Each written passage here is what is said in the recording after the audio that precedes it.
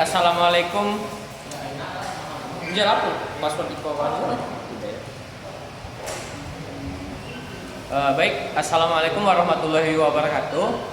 Perkenalkan, nama saya Ade Putra dari Prodi S1 Akuntansi dengan NPM C1C024082 dari kelas 2C.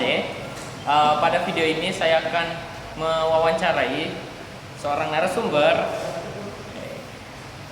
juga merupakan tugas dari mata kuliah kewarganegaraan. Boleh perkenalan diri?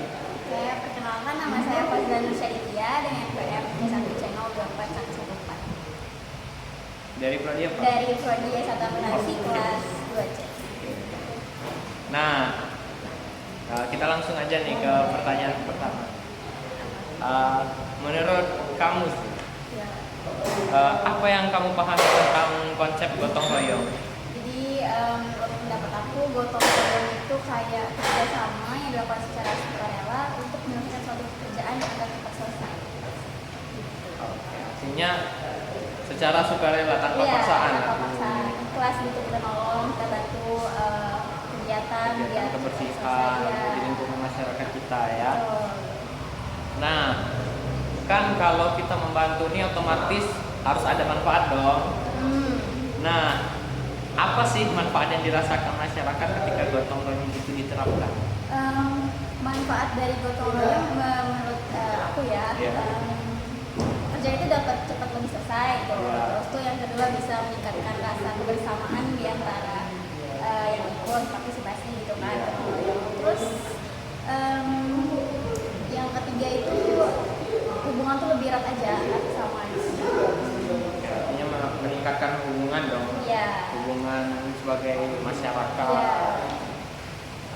Kemudian pertanyaan selanjutnya, apa tantangan terbesar dalam menggerakkan semangat gotong royong di masyarakat saat ini? Mungkin tantangannya itu karena sekarang tuh udah teknologi maju banget kan ya. Jadi orang-orang tuh lebih kayak sibuk sama dunia masing-masing. Dan juga rasa kebersamaan ini udah mulai turun karena orang-orang udah pada individu gitu kan. Jadi apa ya, inisiatif untuk ikut kegiatan gotong royong tuh makin kurang sih gitu menurut aku.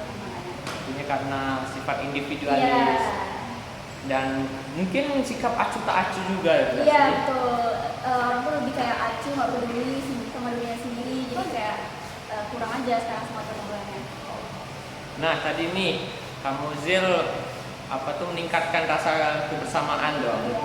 Nah, bagaimana sih gotong royong itu mempererat hubungan sosial antar warganya?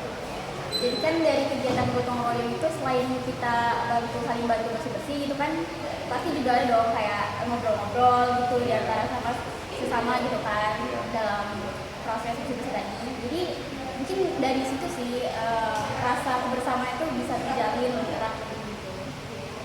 Oke.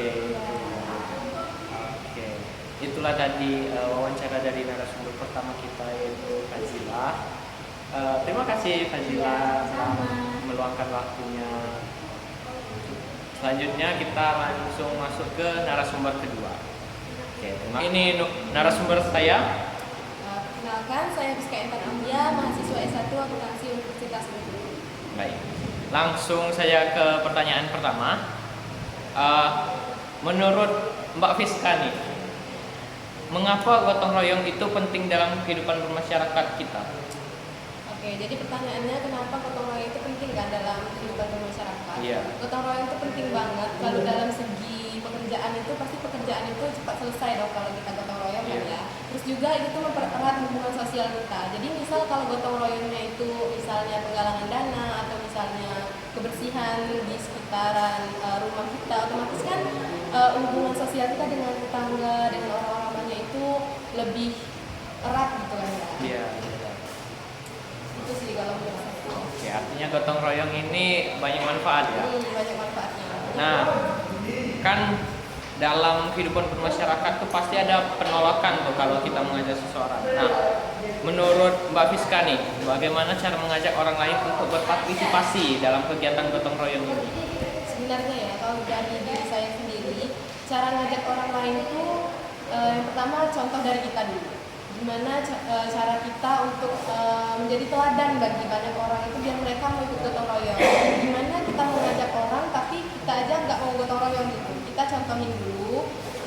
kita jadi contoh atau tauladan yang baik, otomatis kan orang-orang kan mau dong ikutan kita, baru kita ngajak orang tuh, asal kita udah jadi teladan yang baik. Artinya sebelum kita mengajak orang gotong royong harus dimulai dari diri kita sendiri. Oke. Nah, pertanyaan selanjutnya ini, menurut Mbak, apakah generasi muda masih memiliki semangat gotong royong seperti orang-orang dulu? Kalau dibilang seperti orang-orang dulu, polanya itu sekarang itu udah berbeda.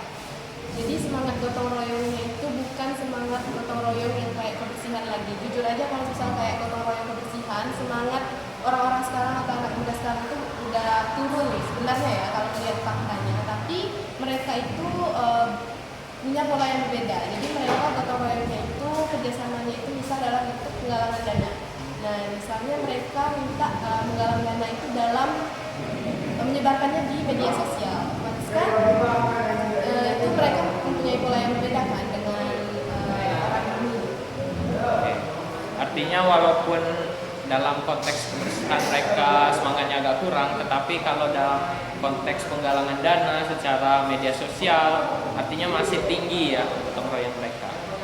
Nah, kemudian untuk pertanyaan terakhir nih, apa hambatan yang sering ditemui dalam pelaksanaan gotong royong dalam kehidupan bermasyarakat ini? Kalau ditanya hambatannya ya, khususnya kan masyarakat itu kan punya prioritas yang berbeda-beda kan. Kadang mereka diajak gotong royong itu mereka pengennya nggak di hari itu, mereka lagi sibuk banget di hari itu, lagi hektik-hektiknya gitu. Nah tapi juga selain perbedaan prioritas itu ada juga memang orang yang benar-benar kesadarannya itu kurang. Jadi ya udah mereka aja yang bersihkan lingkungan, mereka yang bersihin, aku nggak perlu gitu. Jadi mereka nggak sadar dong, mereka hilang kesadarannya untuk ikutan bantu gotong royong. Nah itu sih menurut saya. Terima kasih kepada Mbak Fiska untuk telah menjadi narasumber saya sebagai narasumber kedua ini ya. Oke. Kak.